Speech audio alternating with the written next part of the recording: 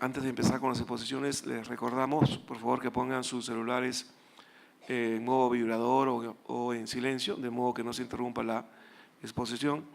Las dos exposiciones que tenemos son en español y luego de las dos exposiciones viene la charla magistral que se dará desde la sala Chachani 3 y será proyectada en esta sala también.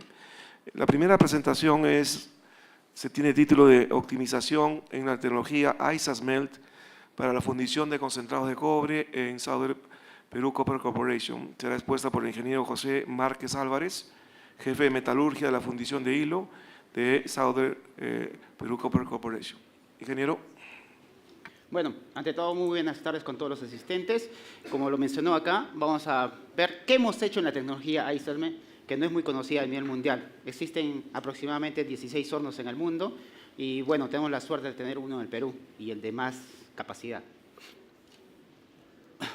Empecemos con las instalaciones de Southern, principalmente las dos minas que nos suministran concentrado, Cuajone, Toquepala, las instalaciones de hilo. Propiamente dicho, la fundición, acá lo vemos, diferentes plantas de oxígeno, plantas de incineración, plantas de ácido que conforman todo este conjunto metalúrgico. El flow sheet de la fundición propiamente dividida en tres áreas. El área de preparación de minerales, donde todo el material a ser fundido o cargado hacia el horno AISA va a ser preparado de acuerdo a su granulometría principalmente. El área de fundición, donde el corazón o el centro de todo esto es el horno AISA, que lo ven acá en fotografía, un horno de 17 metros aproximadamente.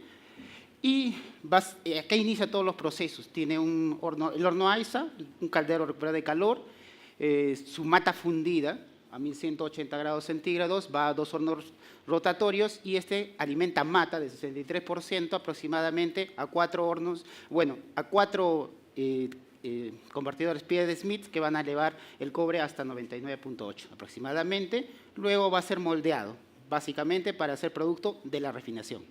Aparte, esta fundición está sostenida por dos plantas de oxígeno, principalmente que es nuestro combustible, y dos plantas de ácido que absorben todos los gases que se producen en toda la fundición. Acá vemos una fotografía específicamente del horno, está encerrado dentro de este edificio de 17 pisos aproximadamente. Bueno, acá vemos cómo trabaja el horno AISA, en cierto modo. La lanza está sumergida en baño, el concentrado ingresa a todo este horno que ingresamos. ¿Y cómo se da? El plan, que tenemos que cumplir un plan operativo en la fundición. Es decir, tenemos que fundir aproximadamente 3.500 toneladas por día, 1.200.000 al año. ¿Y cómo se cumple esto? Velocidad de fusión por tiempo de carga. Según el proyecto, nos indicaba que podíamos fundir hasta 165 toneladas como nominal y un tiempo de carga de 86.5. Multiplicando estos dos valores nos va a dar la velocidad de fusión que les he indicado.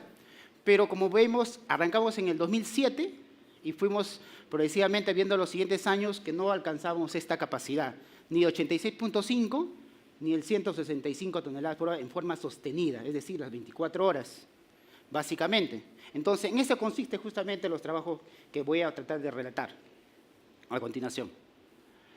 Vimos los principales problemas, mejorar la calidad de la escoria. La calidad de escoria debería tener 0.8% de cobre. Teníamos los primeros años arriba de 1%. Incrementar la eficiencia de la lanza. El proyecto nos indicó 100% de eficiencia, solo teníamos 80%. Formación de acreciones del caldero. Como ustedes han visto en la diapositiva anterior, en el video, se ve salpicaduras que salen del horno y se recolectan justamente en la salida del horno, tapando su salida de gases, principalmente. Esa es la formación de acreciones, que lo vamos a ver más adelante. Las salpicaduras que les he mencionado y alta formación de SO3 con la consecuencia de formación de ácido en toda la línea de tren de gases que va hacia las plantas de ácido. Y un problema también latente, la velocidad de desgaste del refractario, ya que este refractario, según proyecto, tiene que cambiarse cada 2 años. Vamos a atacar punto por punto. La calidad de la escoria. Por proyecto nos indicaban que tenemos que adicionar óxido de calcio, como muchas otras tecnologías, Mitsubishi y Autotech, principalmente para este proceso hacer una escoria mucho mejor, más o menos a 1180 grados centígrados, pero nosotros vimos que esto no era necesario. Hicimos un diagrama con la Universidad de Queensland, principalmente, en el cual si omitíamos el óxido de calcio aportado por la conchuela directamente, hacíamos dos cosas. Uno, no nos salíamos de la isoterma de 1200 grados centígrados, entonces estamos dentro, no significaba una pérdida de la viscosidad principalmente. Y segundo, el óxido de calcio captura la sílica es básica para la fusión porque captura el FeO y permite controlar la formación de magnetita, elemento básico para las fusiones de cobre. Entonces nos restaba sílica y tampoco nos aportaba. Cambiamos esto. Como vemos, en varias etapas hicimos diferentes pruebas a lo largo de los siguientes años y hemos ido bajando de esta relación de sílica óxido de calcio de 7 a 12 y a 20. 20 eliminamos totalmente la adición de Conchuela. Y como vemos los resultados aquí, ¿qué bajó? El uso de combustibles totalmente bajó. Acá fue algo puntual que se hizo en el horno, intentando consumir más recirculante en el horno ISO. Los resultados principales de esto fueron la sílica, redujimos la Conchuela. En general, dejamos de alimentar al horno AISA 7 toneladas por hora aproximadamente de Conchuela, lo que nos significó reducir la masa de la escoria en general o del baño fundido en 8%, la disminución de las pérdidas de cobre, como lo vemos aquí. La Conchuela se disminuyó en el 2009-2010 y las pérdidas de cobre bajaron a los niveles esperados. Otro cambio que hicimos, la magnetita según proyecto nos indicaba que debíamos manejar entre 8 a 10% y en el año 2010 bajamos hasta 7,5, 8,5 como manejamos actualmente y otro factor que nos ayudó justamente a este proyecto. Los ahorros, evidentemente en cobre, ya no tenemos tanto, en consumo de fundentes los ahorros fueron muy significativos, estamos hablando del orden de millones y también por el tema de combustibles, ¿no? Hasta la fecha no se han reportado problemas, por eso seguimos con este cambio. Segundo problema, como les indiqué, la eficiencia de la lanza. Por proyecto indicaban que la lanza, esta lancita debe estar sumergida dentro del baño 0.3 metros y debemos conseguir 100% de eficiencia. Pero no los conseguimos, solo conseguimos 80% como los indiqué inicialmente. Entonces se empezó a trabajar con ecuaciones para ver qué sucedía ahí en este baño, ya que es un baño a 1180, es bien difícil tratar de modelarlo, ¿no? Pero más adelante lo vamos a ver que hemos podido. ¿Qué hicimos? Sumergimos más la lanza, ya no tuvimos a 0.3, nos fuimos progresivamente a 0.5, 0.7 y hasta 1 metro de inversión de lanza. Como vemos acá, empezamos en 2007 y nos fuimos hasta 2011 hasta 95%, superamos. Bien, las ventajas, incremento del oxígeno que teníamos disponible, disminuimos más los combustibles y se redujo la formación de SO3. De un parámetro de 15 que teníamos los primeros años, bajamos hasta menos de 10%, pero 10 todavía es elevado, entonces vamos a seguir trabajando más adelante en ese sentido. Desventajas, lo que pasó es que el oxígeno que ya no se perdía, en la salida del horno primero era 5%, bajamos hasta menos de 1%. Eso nos significó un problema de baja sulfatación del polvo. Y empezamos a trabajar con eso, porque yo quiero elevar más la eficiencia, quiero irme a 100%. Entonces empezamos a trabajar con los diagramas para ver dónde es el punto de inyección de oxígeno para tener una correcta sulfatación del polvo. Hicimos un perfil térmico del horno, es decir, acá está el horno, todo esto es el caldero y ver dónde se sulfata ciertos elementos, el cobre, el fierro, el zinc, el plomo, como lo vemos en esta figura. Más adelante. Y los resultados se ven a continuación. Este es el problema, primero, de una baja sulfatación, en el cual el caldero se obstruye y no pasan los gases. Hay que parar horas, días para limpiar esto. Ahora, con este proyecto lo que hicimos es inyectar aire por el caldero en dos zonas específicas para evitar que el polvo hacer que el polvo se sulfate y evitar que este se apelmace en las paredes del caldero. Y como vemos aquí, son los resultados y desde esa fecha estamos controlando la sulfatación. Lo siguiente, formación de acreciones. Como les indiqué, esas acreciones salpican hacia el caldero y se forman grandes bloques. Estamos hablando de toneladas, 10, 15 toneladas de material semifundido que al precipitarse enfría el horno. Yo estoy a 1180 y se cae la temperatura hasta 800, 700 grados, lo cual igualmente me demora horas o días, dependiendo de la magnitud de la acreción, lo cual me resta capacidad de fusión. Entonces, si ya atacamos la química del escoria, estamos bien, ya estoy bien con la magnetita, ¿qué pasa? ¿Qué falta? La lanza, que es la causa, ¿no?, de esto. Vamos a seguir en el siguiente punto. Empezamos a modelar qué pasaba con la lanza. Son modelos que nosotros mismos creamos para ver este splashing cómo llega y qué cambios tenemos que hacer en la lanza para evitarlos, ¿no? Como lo vemos a continuación. Hicimos pruebas en laboratorio para toda la teoría, volcarlo también en pruebas de laboratorio y ver que esto se cumpla. Hicimos curvas, vimos donde ciertos cambios que nos beneficiaban y ciertos cambios que no, específicamente. Creamos una lanza piloto a escala y los resultados se los muestro a continuación. Hasta el 2016, esta era la flujodinámica que manejamos en la fusión del horno ISA. Básicamente todo se disparaba hacia arriba, ¿no? Y a partir de 2017, que hicimos ciertas modificaciones en la lanza, la flujodinámica cambió. Es decir, el splashing ya se mantenía dentro del horno, que era lo esperado. Los resultados los muestro a continuación. Teníamos en una pared, por ejemplo, del caldero, teníamos acreciones que llegaban hasta el metro. Estamos hablando de toneladas de material cero fundido. A partir del cambio que hicimos en el diseño de la lanza, las acreciones son de 5 o 10 centímetros a lo mucho y durante la operación se precipitan. Caldero limpio, justamente, y esos bloques, al precipitarse dentro del horno, rompen el ladrillo refractario que cubre el horno. Entonces, ahora ya no. Todo el refractario está bien cubierto, como lo vemos aquí, y se mantiene muy bien.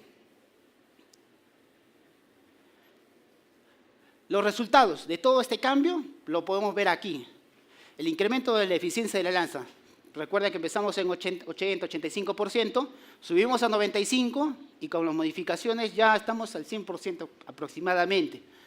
Segundo, la duración de las lanzas. Los primeros años nos duraba 2, 3 días como máximo y algunas lanzas solo nos duraban horas.